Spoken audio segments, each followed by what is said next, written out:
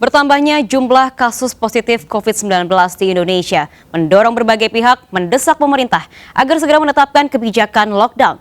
Meski begitu, Presiden Joko Widodo menegaskan pemerintah Indonesia tidak memilih lockdown sebagai langkah pencegahan penyebaran COVID-19.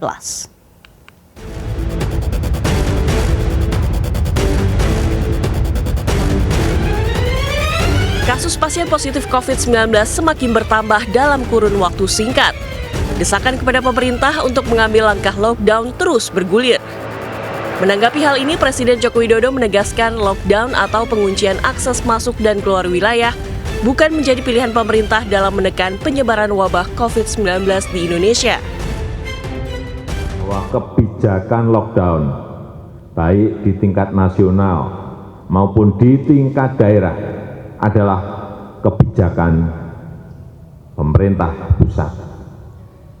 Kebijakan ini tidak boleh diambil oleh pemerintah daerah. Sampai saat ini tidak ada kita berpikiran ke arah kebijakan lockdown.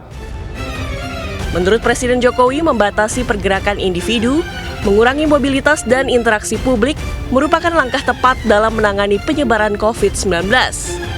Terkait wacana lockdown, Pemerintah Ekonomi Kor Indonesia Muhammad Faisal menjelaskan, kebijakan lockdown memerlukan persiapan matang, kesiapan infrastruktur, dan penunjang lainnya.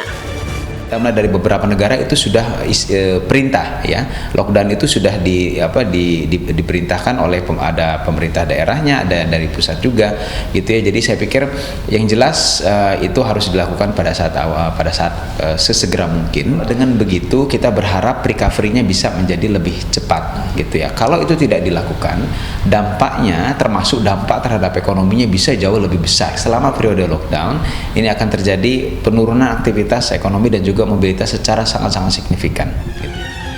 Sementara itu, ada 12 negara yang telah melakukan lockdown akibat wabah COVID-19, di antaranya China, Italia, Denmark, Irlandia, dan Malaysia.